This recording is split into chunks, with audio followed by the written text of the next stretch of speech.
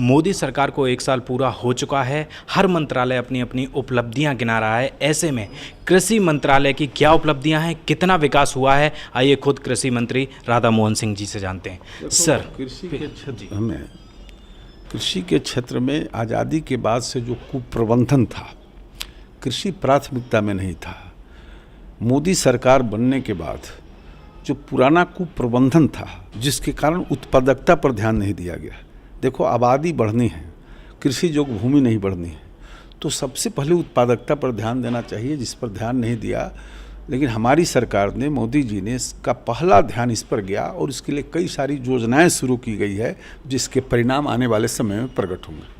Sir, अगर पिछले कुछ महीनों की बात करें तो मौसम के अभाव के कारण किसानों ने आत्महत्या भी की है, खेती संकट में है, तो क्या लगता है इसके लिए सरकार क्या योजनाएं बना रही है? निश्चित रूप से जो कुप्रबंधन रहा है देश में, अब आज़ादी के 67 वर्ष बाद भी हिंदुस्तान के खेत को पानी नहीं पहुंचा है। अब इससे बड़ा कुप्रबंधन क्या होगा? तो उसके परिणाम निश्चित रूप से प्रकट होंगे। और जो आपदाएं आती हैं, तो निश्चित रूप से जो आपदा आई, अभी ओलावृष्टि हुआ, अतिवृष्टि हुआ, तो आज़ादी के बाद से जो सहायता के नॉर्म्स थे, हमारे प्रधानमंत्री ने जिन्हें उसको बदला, जो मुआवजा मिलता था उसको 1.5 गुना किया, जो एरिया था उसको 2 गुना किया। 1 हेक्टेयर से ज़्यादा वाले को मिलता ही नहीं था, कितना ही फसल नुकसान हो 1 हेक्टेयर तक मिलेगा, तो इन्होंने उसको 2 हेक्टेयर किया। फिर जो अनाज खराब होते थे, गेहूँ, धान, उसका मूल्य नहीं मिल पाता था किसानों को। प्रधानमंत्री जी ने कहा कि खराब भी हो गया है तो उसको समर्थन मूल्य पर खरीदना है, राज्य सरकारों को कहा, और उसको अलग स्टॉक करेंगे।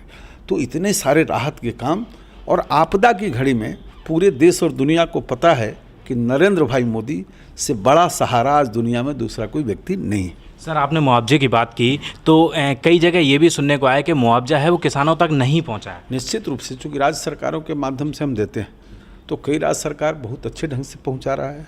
और बिहार, यूपी के विषय में कुछ कहना नहीं है। इस प्रकार की ज़्यादा शिकायतें वहाँ से आ रही हैं, और निश्चित रूप से राज्य सरकारों के माध्यम से होता है।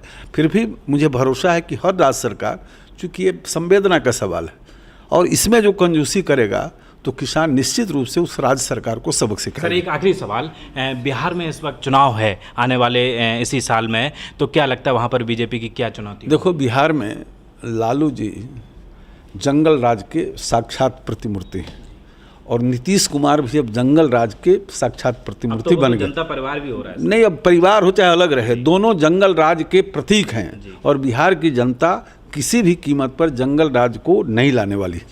बात करने के लिए बहुत बहुत शुक्रिया। तो ये थे कृषि मंत्री राधा मोहन सिंह जी।